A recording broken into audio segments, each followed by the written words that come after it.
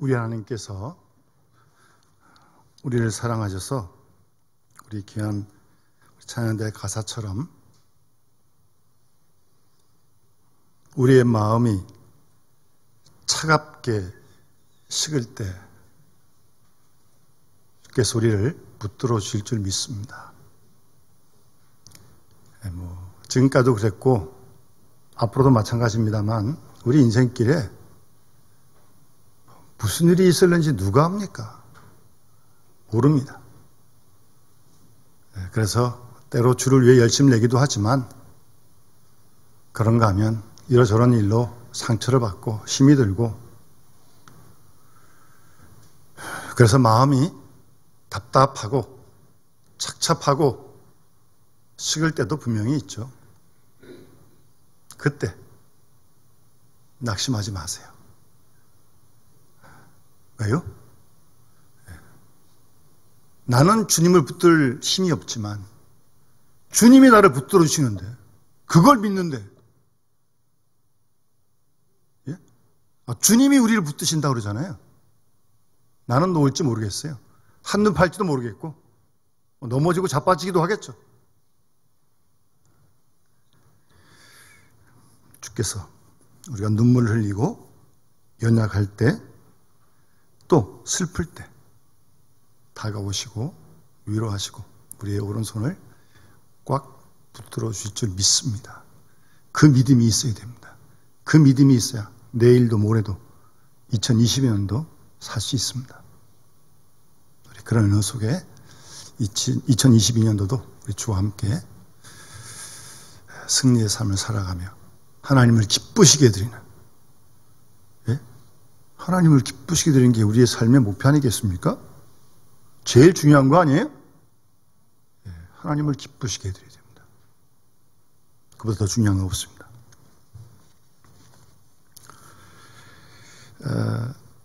우리 작년부터 성경을 쓰고 있습니다. 감사한 건 쓰시는 분의 인원수가 조금씩 늘고 있다는 사실입니다.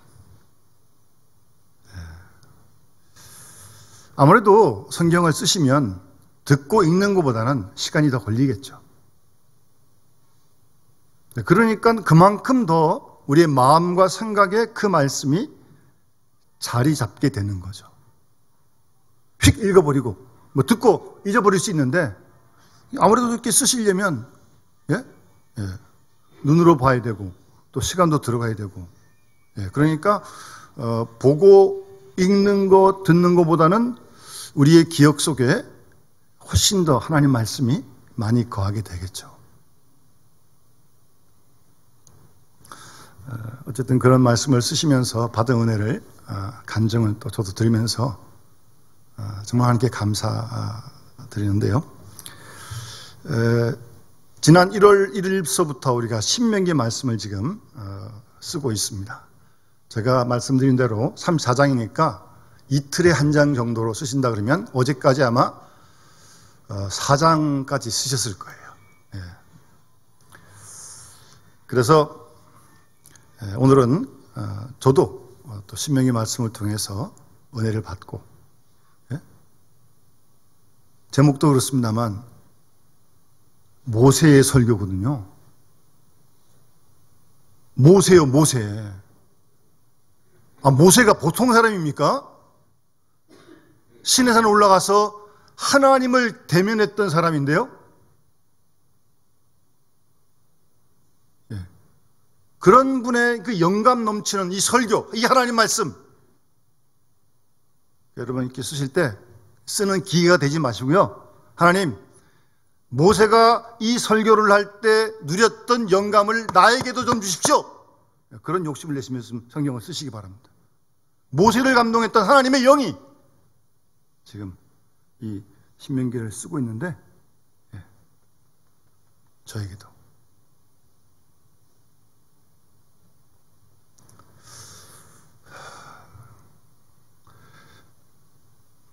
여러분 성경이 어떤 책입니까? 하나님 말씀이 어떤 책이에요? 우선 성경은요 과학 교과서가 아닙니다. 생물, 물상, 지학 그런 교과서가 아닙니다. 그러니까 그런 호기심을 갖고 접근을 하면 실망을 합니다. 성경이 그런 데 대한 질문에 답을 주는 책이 아닙니다. 또 성경은 백과사전이 아닙니다. 백과사전은 다 세상에 있고요. 요새 제목만 치면 다 나오니까요. 성경은 백과사전이 아니에요. 또한 성경은 윤리 도덕책이 아닙니다. 윤리 도덕책이라면 다윗같이 잘못한 그런 일들을 빼야죠. 근데 그 부끄러운 이야기 다 들어가 있습니다. 성경은 윤리 도덕 교과서가 아니에요. 그럼 성경이 어떤 책입니까? 철저하게 믿음의 책입니다. 믿음의 책입니다. 믿음이 없이는 아무리 읽어도 아무리 외워도 나와 아무런 관계없습니다.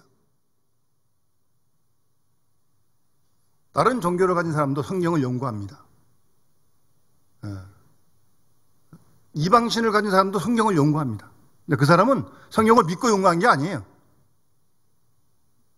어떤 그들대로 어떤 목적을 가지고 성경을 연구하는 겁니다. 우리는 그런 것과 마음과 자세가 완전히 다릅니다. 성경은 창세기 1장 1절부터 계시록 마지막 절까지 믿음의 책입니다. 그리고 여러분, 우리가 생각 없이 말을 많이 하는데, 언어를 많이 하는데요. 성경의 모든 언어는요, 사실적이고 과학적인 언어가 아닙니다. 무슨 말인가 하면, 오늘이 2022년 1월 9일이다. 오전 11시 30분이다. 이거는 사실이에요, 사실. 누구나 다 인정하는 사실입니다. 이거를 부인하면 이건 좀 잘못된 사람이죠. 오늘 날씨가 맑다. 이건 사실이에요, 사실. 그런 언어를 우리가 많이 쓰죠. 통용이 되고. 그런데 또 다른 하나 언어가 있는데 그 언어는 뭐냐면 신앙 고백적인 언어가 있습니다. 내가 당신을 사랑한다. 그 사람을 모두가 사랑하는 게 아니에요. 사랑하는 게 다 아니에요. 내가 그를 사랑한다고 내가 고백하는 거예요. 성경에 있는 모든 언어들은 신앙 고백적인 언어입니다. 하나님을 믿은 사람이 태초에 천지를 창조했다라고 그렇게 기록했고 주님이 다시 오실 것이다 믿고 그렇게 고백한 거예요. 신앙을 가진 사람들이 믿음으로 고백한 그런 언어가 성경의 언어입니다. 의외로요, 우리가 가만히 그렇게 해보기가 좀 어렵지만 녹음기를 가지고 내가 하는 하루 종일 쓰는 말을 이렇게 녹음했다가 나중에 한번 다 들어보세요. 생각 외로 우리가 하는 말 속에 불신의 언어가 참 많습니다. 믿음으로 말하지 못한 내용들이 정말 많습니다.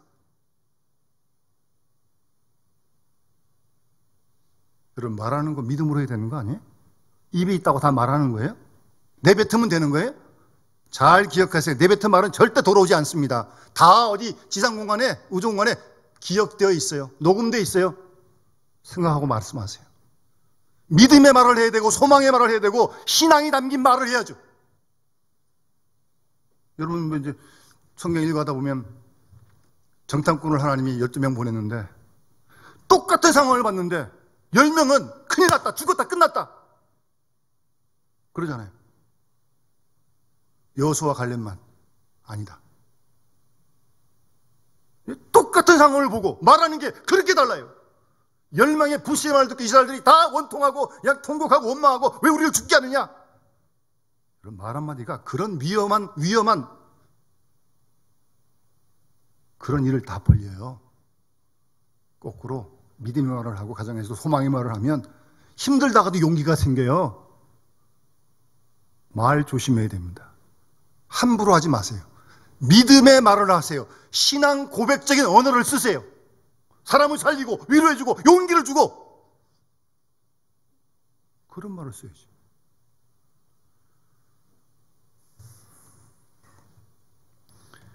신앙 고백적인 언어입니다. 성경은 모두가 다. 시편도 마찬가지고.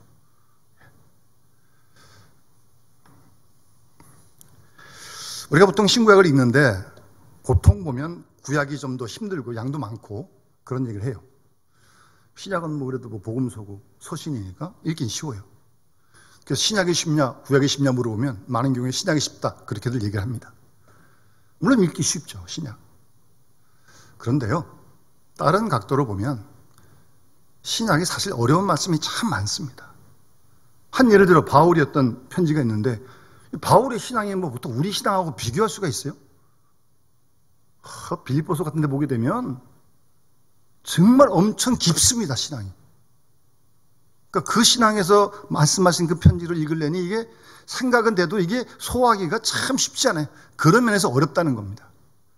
구약은요, 이스라엘 배경을 몰라서 좀 생소한 건 있지만 그래도 맥만 잘 잡으면요, 구약이 훨씬 쉽습니다. 확 잡히는 게 있어요, 뭔가. 양은 많지만.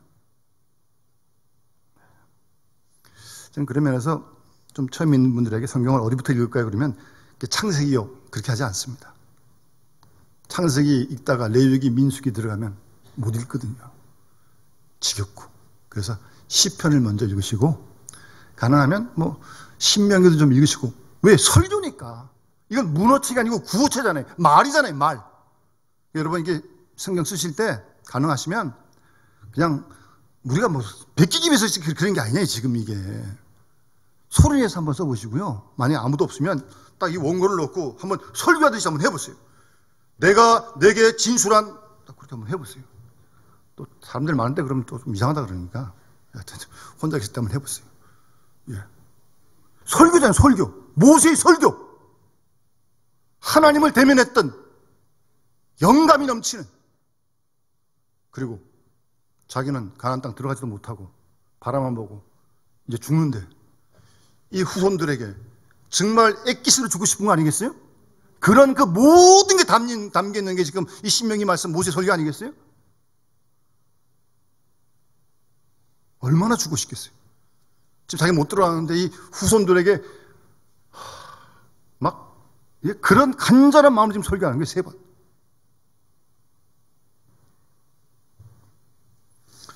그리고 우리가 분명히 믿는 것은 이 모세가 설교한 이 모세가 믿는 하나님, 우리도 믿는 거 아니에요? 모세가 믿던 하나님 지금도 살아계신 거 아니에요? 같은 하나님 믿는 거 아니에요? 그런 생생함을 가지고 살아계신 하나님을요 기대하고 그 음성을 기다리면서 설경을 써가시면 또 새로운 은혜를 하나님이 주실 줄 믿습니다. 하나님 살아계시니까요. 우리를 사랑하시니까. 그래서 말씀하시니까.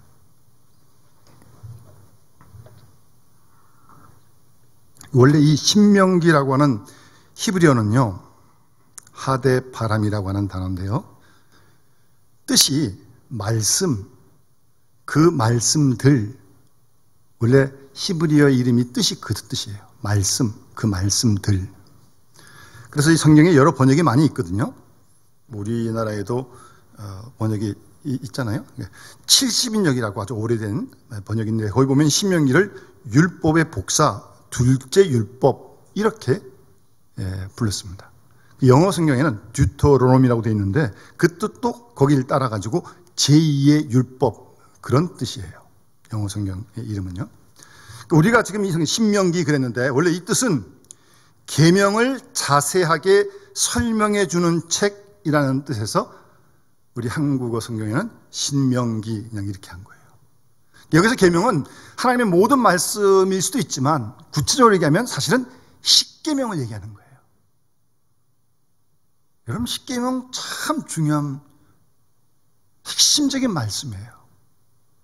예수님 말씀을 산상순 마태복음 5장 6장 7장으로 요약할 수 있다면 구약의 모든 말씀 모세 오경의 말씀을 요약한다면 십계명으로 요약할 수 있는 말씀이에요. 그 십계명에 대한 자세한 설명, 신명기 그렇게 이름을 지었습니다. 그래서 1장 5절에 보시면 모세가 요단 저쪽 모압 땅, 그러니까 지금 이 설교라는 시점이 가나안 들어가기 직전 광야 40년을 거의 다 지난 그 시점이고요. 장소는 요단강 아직 건너기 전 요단 동편 모압 땅, 거기서 모세가 3번 설교를 한 거예요. 이 내용이 주로 신명기 전체의 내용입니다. 그러니까 신명기 영어 성경의 이름대로 두 번째 율법이란 뜻인데 이 말은 모세가 새로운 율법을 두 번째로 받았다, 그런 뜻이 아니고요. 원래 시내산 출애굽기 19장에서 시내산에서 받은 그 율법 10계명을 새로운 세대에 새로운 의미를 부여하기 위해 설명하는 말씀이 신명기 말씀입니다. 그래서 신명기의 근본적인 내용이 율법 설명하기를 시작하였더라. 아까 1장 5절에서 율법 10계명을 설명하기를 시작하였더라. 그렇게 시작하는 겁니다. 모세가 설교하면서. 그러니까 10계명에 대한 재교육이죠. 그러니까 10계명의 의미와 본질이 무엇인가에 대한 설명이 신명기 전체의 핵심 내용이고 주제입니다. 그러니까 10계명이 얼마나 중요한지, 얼마나 압도된 내용인지 우리가 알 수 있죠. 크게 1, 4 하나님 사랑, 5, 10 이웃 사랑. 그거로 이어갈 수 있는 건 예수님도 그거 아니에요? 하나님 사랑하고, 하나님 사랑하면 이웃을 사랑해야지.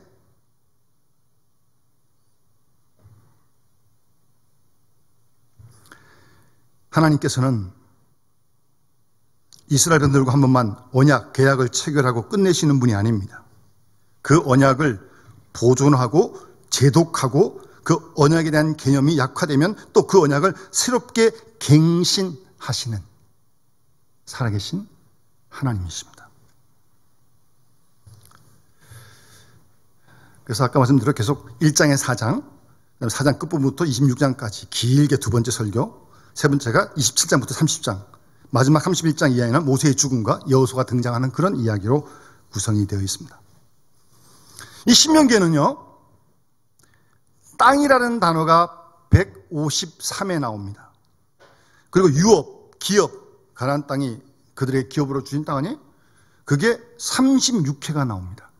소유라는 단어가 65회가 나오고요. 또 이런 거 세어보려고 읽지 마시고 제가 다 찾아서 말씀드릴 테니까. 그러면 안 계시겠지만. 그럼 경청하다는 뜻이 27번, 27번. 그 다음에 마음이란 단어가 46회가 나옵니다. 마음, 마음을 다하고 마음의 색이라. 그게 46회가 나오고. 그 다음 사랑이란 단어가 12번 나옵니다. 이렇게 반복되어 나오는 단어들만 가지고 정리해 봐도 신명기의 강조점을 충분히 우리가 알 수 있습니다. 우리가 가나안 땅에 들어가서 그 땅을 너희가 소유할 터인데, 그때 하나님 말씀을 듣고, 듣는다는 말은 히브리 언어가 상당히 역동적인 언어거든요. 순종한다는 말입니다. 이스라엘아 들으라라는 말은 귀로 들으라는 말이 아니에요. 이스라엘아 순종하라는 말이에요. 그러니까 가나안 땅 들어가서 그 땅을 소유할 때 하나님 말씀을 듣고 순종하고, 계속해 나오는 하나님을 사랑하고 마음을 다하고 뜻을 다하고 성품을 다해가지고 하나님을 사랑하라고요. 저도 이 설교 준비하고 이 말씀을 준비하면서 제가 하나님을 얼마큼 사랑하는지 제가 스스로에게 한번 물어봤어요. 정말 하나님을 마음을 다하고 뜻을 다하고 성품을 다해 정말 사랑하는지, 또 그걸 어떻게 할 수 있어요? 감정적으로 끝나요? 기분으로 끝나요? 아니, 이웃을 사랑하는 대로 나타나야 돼요. 그게 온전한 사랑이지, 뭐 기분만 사랑한다 그러고 뭐 아무런 이웃도 아무 관계 없으면 그것도 불완전한 사랑이에요. 자신을 많이 돌아봤어요. 하나님 말씀 듣고 순종하고 하나님 사랑하고 그다음에 하나님을 경청해야 한다는 거죠. 경청, 순종한다는 말이 결국. 그래서 우리가 만약 하나님 사랑하면 하나님의 순종할 것이고, 우리가 하나님께 순종하면 하나님이 우리에게 복을 주신다는 내용을 이 반복되는 언어를 통해서도 알 수 있는 것입니다. 우리는 다 복받기 원합니다. 그런데요, 복받기만 원하지 어떻게 하면 받는지에 관심이 별로 없어요. 무조건 달래, 무조건. 하나님 그런 하나님 아닙니다. 성경에 말씀하신 하나님은 뭐 아무나 뭐 누구나 뭐 막 싸구려로 주는 그런 하나님 아닙니다. 정확하게 말씀하시잖아요. 하나님을 사랑하고 그 말씀을 또박또박 지키고 순종하는 자에게, 오늘도 본문에 그 말씀하시는 거 아니에요? 하나님께서 이런 엄청난 복을 주시겠다고. 성경을 잘 보고 하나님 믿어야 돼요. 예?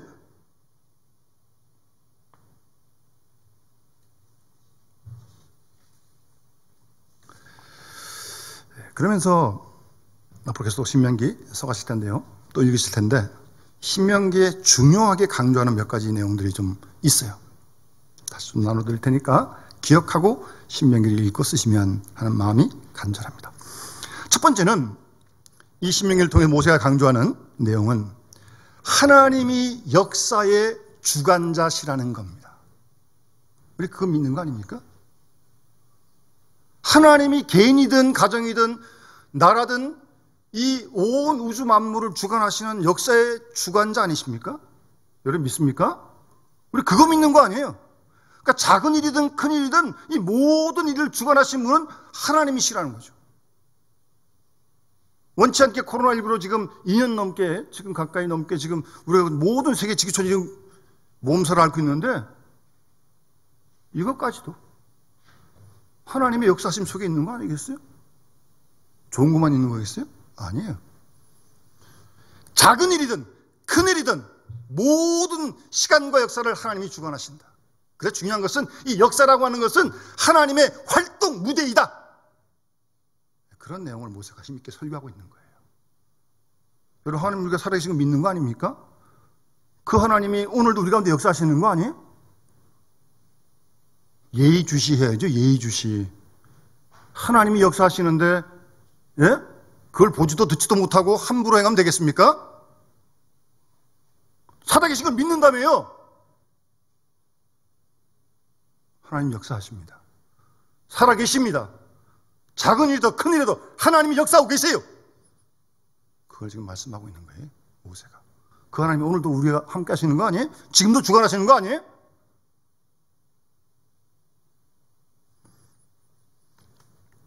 하나님께서는 택하신 백성의 과거뿐만 아니라 현재, 미래, 나아가 세상 끝날까지 구원의 역사를 이뤄가시는 줄 믿습니다. 지금도 우리를 통해 교회를 통해서 그 구원의 역사를 이루시기를 원하시는 역사의 주관이 되신 하나님을 모세는 설교하고 있는 거예요. 그 다음 하나님께서는 택한 백성들을 사랑하시기 때문에 그들의 성장을 위해서, 이게 성장이라고 하는 건 꼭 무슨 뭐 육체가 성장하는 건 얘기하는 건 아니에요.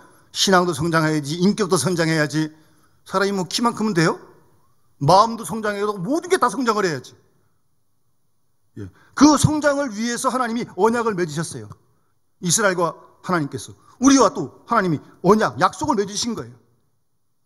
그 하나님이 이스라엘 하나님 되시고 우리 하나님 되시고 또 이스라엘은 우리는 하나님의 백성이 되었다고 하는 그게 언약, 약속, 계약 아니에요? 그 하나님의 언약에 대해서 우리가 해야 할 것은 딱 한 가지입니다. 우리를 택하셔서 부족하지만 뭐 신명기 7장에 너희가 만해가지고 택한 거 아니다. 다만 너희를 사랑하심을 인하여 너희를 택했다. 하나님께서 그렇게 말씀하십니다. 잘나서 우리 택하신 거 아니고요. 예? 우리를 사랑하셔서 우리를 하나님의 자녀로 하나님이 택해 주셨어요. 그래서 언약, 계약의 관계를 맺어주셨어요. 그럼 우리가 할 일은 뭐예요? 최선을 다해서 하나님을 사랑하는 겁니다. 그게 하나님과 언약 맺은 우리가 해야 할 가장 중요한 일입니다. 그래서 여러분 잘 아시는 신명기 6장에 이스라엘에 들으라. 하나님은 유일한 하나님이시네. 너는 마음을 다하고 뜻을 다하고 힘을 다해가지고 하나님 사랑해라. 그게 우리가 해야 할 최우선의 일입니다. 그보다 더 중요한 일 없어요. 모든 일은 그를 위해 하는 거예요. 하나님 사랑한 마음 때문에. 교회 봉사도 마찬가지고 세상의 일도 마찬가지고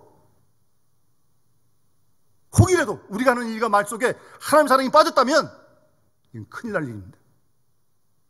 아까 장로 기도하셨지만 예수님께서도 예배 드리러 오다가 형제와 뭐 원망 들을 만이 있으면 예물 놔두고 예배가 먼저가 아니고 화해하고 그리고 와서 예배를 드리라고. 주님도 그 말씀하셨고 장로 그런 기도하신 거 아니에요? 하나님을 마음을 다하고 뜻을 다하고 힘을 다해가지고 하나님을 사랑하는 거예요. 여러분도 한번 스스로에게 질문해 보십시오. 하나님 얼마큼 사랑하시는지. 좀 더 설명을 드릴까요? 마음을 다하고 힘을 다하고 뜻을 다하는 게 어떤 건지? 마음을 다한다는 말은요, 심장, 중심이란 그 원래 번역인데, 또 다른 말로 하면 인격의 자리를 말하는 거예요. 우리의 삶에서 다 인격이 있잖아요. 그러니까 마음을 다한다는 건 우리의 중심이 늘 하나님께 붙들려 있는 상태예요. 우리의 모든 생각이 언제나 하나님께 붙들려 있는 그런 상태가 마음을 다한다는 말이에요. 저절로 안 됩니다. 이게 타락한 우리 인생들은요, 저절로 그냥 되는 게 아니에요. 이게요, 가만 놔두면 우리 하고 싶은 대로 다 하는 거예요. 맨날. 아니에요. 그렇게 하도록 놔두지 않습니다, 하나님이. 그래서 마음을 다하고. 성품을 다하라는 말은요, 생명, 사람, 영혼, 뜻, 의지, 그런 의미가 있는데, 그러니까 해석하면 의지적 결단을 통하여 생명을 바치는 헌신을 말하는 거예요. 그게 성품을 다하는 거예요. 뜻을 다하는 거예요, 그게. 여러분, 하나님 그렇게 사랑하십니까? 그런 사랑 하라고 유언을 하는 모세가 이스라엘 사람들에게, 오늘 이 시간 우리에게 말씀하신 줄 믿습니다. 그리고 힘을 다하라는 말은 열정적으로 하라는 거예요. 열정적으로. 예?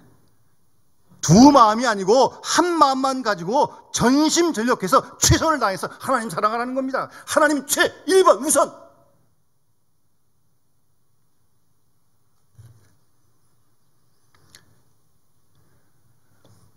그 내용을 모세가 이스라엘 분들에게, 오늘 이 시간 우리에게 말씀하고 있는 것입니다. 그 내용은 또 예수님께서 하신 말씀하고 또 일치하고요. 예? 마음을 다하고 목숨을 다하고 뜻을 다해 하나님을 사랑하는 것이 첫 번째 계명이라고. 크고 첫 번째는 계명이고, 두 번째는 내 이웃을 내 자신같이 사랑하라. 이 두 계명이 율법과 선지, 구약의 강령이다, 그렇게 말씀하십니다. 하나님 사랑하시죠? 예? 이 자리에 계신 분, 예배드리는 분 영상으로. 그런데 하나님이 우리에게 요구하신 사랑은요, 상당히 강해요. 예, 그런 의미에서 하나님은 욕심이 많으신 거예요. 근데 그는 하나님을 위한 게 아니라 사실 우리를 위한 거죠. 예? 여러분, 하나님을 마음을 다하고 뜻과 성품을 다하고 힘을 다해서 정말 하나님을 지정의를 다 들여가지고 정말 하나님 사랑하는 그 사람이 행복한 사람입니다. 예? 또 하나님 사랑 부어주시고요. 근데 그건 달라요. 하나님이 공평하시지만 우리의 사랑하는 정도에 따라 우리가 하나님 사랑을 경험하는 건 다 달라요. 하나님이 차별하시는 하나님이 아니고 똑같이 사랑하시는데 우리 쪽에서 달라서 다 달라요. 하나님이 날 사랑하신다는 걸 막 가슴이 벅차지고, 예? 그런 은혜를 우리 회복하세요. 마음을 다하고 뜻을, 성품을 다하고 힘을 다해 하나님을 사랑하라고요. 그래서 그렇게 사랑하니까 아까 우리 장미도 하신 대로 하나님 말씀을 순종하는 거예요. 그러니까 사랑하는 걸 어떻게 증명할 수 있냐고요. 마음만 기분만 그래가지고 안 돼요. 지정의가 따라가서 하나님 사랑하니까 그 사랑 받아가지고 그 사랑 가지고 이웃을 사랑하는 거예요. 그걸 보면 하나님 사랑을 알 수 있는 거죠. 그래서 이웃 사랑하는 거예요. 그런 자에게 하나님이 엄청난 축복을 약속하시잖아요. 오늘 본문에 계속 말씀하십니다. 너희 앞에 생명의 길이 있고 사망의 길이 있고 복의 길이 있고 저주의 길이 있다. 너희가 택해라. 하나님 말씀 순종하면 생명을 얻고 복을 받고, 불순종하면 사망을, 저주를 받고. 선택은 우리가 하는 거예요. 예수님께 구원 다 받았지만 우리의 선택에 따라 다 다릅니다. 구원은 다 받았겠지만 달라요. 마음을 다하고 뜻을, 성품을 다해서 힘을 다해 하나님 사랑하면, 그래서 하나님 말 순종하면 생명의 복을 주시고, 예? 그렇지 않을 경우에 이렇게 하나님께 무섭게 심판하시겠다고 말씀하십니다. 이게 하나님의 말씀이에요. 우리 그 하나님 믿는 거예요. 하나님은 지혜로우신 우리의 아버지이십니다. 그래서 자녀들을 버릇없이 기르지 않습니다. 하나님이 우리 아버지신데 자녀된 우리를 하나님께서 버릇없이 놔두시겠어요? 그럴 리가요. 하나님 그렇게 안 기르십니다. 그래서 하나님은 사랑하신 자를 징계하신다고 히브리서 12장 6절에도 말씀하십니다. 사랑하신 자를 징계하신다고요. 사랑하니까 징계하는 거죠. 관심 없으면 신경 안 씁니다. 그래서 징계하시는 목적이 뭐냐? 우리로 하여금 하나님을 닮은 거룩한 주의 백성으로 구별되게 세우기를 원하시는 것이 하나님의 징계의 목적입니다. 거기에 목적이 있는 거예요. 우리를 거룩하게. 오늘 일부 우리 헵시바 찬양대 그 가사 가운데 다음 주 주부에 한번 실어드릴 텐데요. 화려함은 없어도. 사람들은 다 인생에 화려한 걸 더 꿈꾸는 거 아니에요? 화려함은 없어도 정결함을 원하시는 주님. 그런 가사가. 하나님이 거룩함을 원하시는 거예요. 그러기에 우리에게 연단을 시키시는 거예요. 그래서 징계하시는 거예요. 데살로니가전서 4장에도 하나님의 뜻은 이것이니 너희의 거룩함이다라고 말씀하십니다. 이 본문을 설교했던 모세도 민수기 20장에서 가데스에서 백성들이 원망할 때 반석을 내리치면서 내가 반석에서 물을 내겠느냐 막 그랬잖아요. 자기가 물 내는 거예요? 흥분한 거예요, 지금 모세가. 이해는 해요. 속상하니까. 하도 이 이스라엘 백성들이 원망 불평하는 게 이제 버릇이 돼가지고 화가 나가지고 내가 반석에서 물을 내라고 이제 막 내리쳤잖아요. 상당히 오버한 거예요, 모세가. 그것 때문에 모세는 가나안 땅 바라보고 못 들어갑니다. 예? 못 들어갑니다, 가나안 땅에. 인간적으로 참 애석하죠. 40년 같이 고생했는데.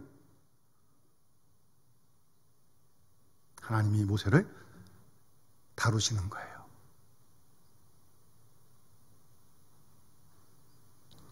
하나님의 사랑은 우리를 키우시고 하나님의 공의와 우리를 다루심은 우리를 정결하게 하기 위한 것입니다. 레위기 주제가 뭐예요? 내가 거룩하니 너희도 거룩할지어다라고 말씀하시는 거 아니에요? 하나님이 그걸 원하시는 거예요. 그래서 징계하고 다루시는 거예요. 잘 우리가 하나님의 뜻을 새겨들어야 합니다. 그리고 이 신명기 모든 설교 내용들은 결국 이 가나안 땅에 들어가서 하나님의 약속된 그 기업을 받을 수 있는 사람이 누구냐? 어떤 사람이 그런 복을 누릴 수 있느냐? 지금 그 설교하는 거예요, 모세가. 하나님 사랑하고요, 계속. 하나님을 두려워하고요. 하나님 경외하고요. 하나님의 다스리심의 통치에 복종하는, 그래서 하나님 중심의 예의주시하고 언제나 하나님의 임재 속에 사는 그 사람을 하나님은 원하시는 거예요. 그 사람이 가나안 땅 들어가서 이 복을 누리겠다는 겁니다. 이런 하나님의 관심, 우리에게 말씀하시는 거 있는 거 아니에요? 하나님은 이스라엘만 사랑하시는 거예요? 우리도 사랑하시는 거 아니에요? 우리에게 그런 관심과 기대가 있다는 사실을 잊지 마세요. 제일 중요한 겁니다, 여러분. 우리가 장차 하나님 나라 가서 여러분 사실 거 아니에요?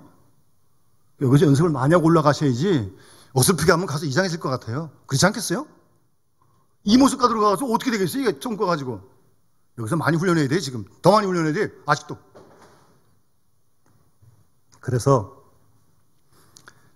여러분, 하나님의 구원은요, 우리가 믿으면 조건 없이 받습니다. 그런데요, 그리스도 안에서 누리는 이 풍성함은요, 다 다릅니다. 믿으면 조건 없이 다 구원받아요. 그러나 그리스도 안에서 누리는 풍성은요, 다 달라요.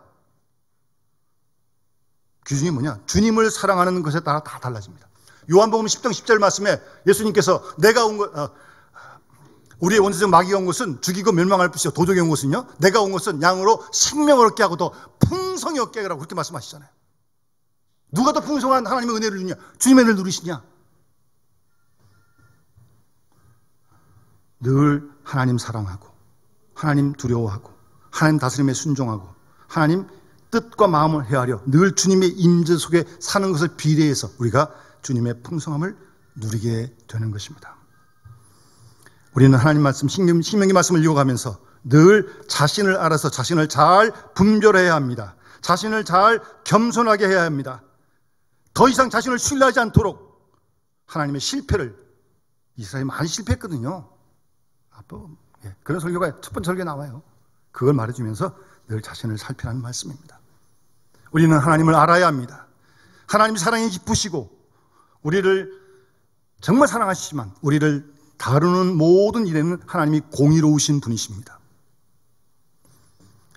우리 인간은 아무리 많은 배려와 사랑을 받아도 하나님을 신뢰하기보다 자신의 탐욕과 본능적인 체질을 따르기를 훨씬 더 좋아합니다. 그게 우리 몸에 많이 배어 있으니까.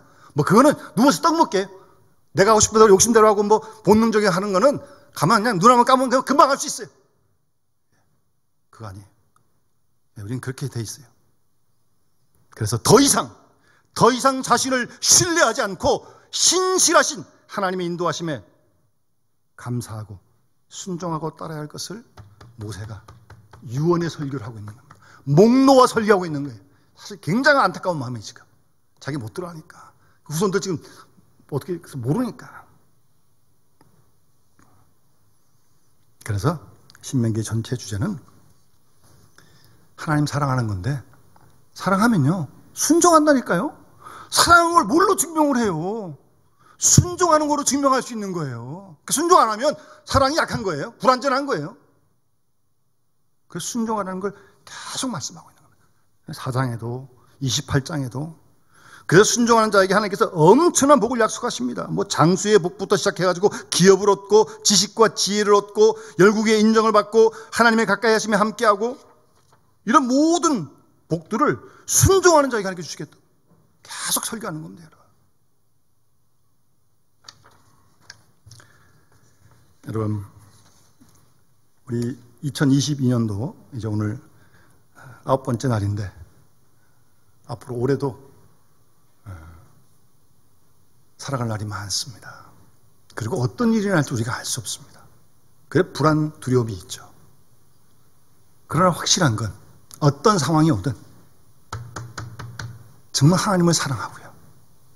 마음을 다하고 뜻과 성품을 다하고 힘을 다해가지고 사랑하는 거예요. 그러니까 그런 마음이 안 생긴다니까요, 저절로. 그래서 새벽마다 기도를 하는 거예요. 간구하면서 하나님 저에게도 하나님의 사랑을 느낄 수 있는 그런 풍성한 사랑의 마음을 달라고. 하나님 주신다니까요. 우리 사랑하시니까 그걸 받아가지고 우리 주위에 이웃들을 살피고 사랑하고 나누고 하나님 기뻐하실 거 아니에요? 그런 자에게 엄청난 복을 주겠다고 지금 말씀하시는 거예요, 성경이? 하나님의 축복은요 아무나 누구나 막 받는 싸구려 복 아닙니다. 다 그런 걸 기복적이라 그러는 거예요. 성경 잘 보세요. 하나님 사랑하고 그 말씀을 순종하는 자에게 엄청난 복을 약속하십니다. 그 복 주실 줄 믿습니다, 여러분. 그런 믿음을 가지고 올 한 해도 하나님을 기쁘시게 영웅돈이는 정말 복된 하나님의 복을 받는 우리 모든 믿음의 식구들이 다 되어주시기를 주님으로 축원합니다. 우리 찬송가 449장 찬양 드리면서 봉헌하도록 하겠습니다.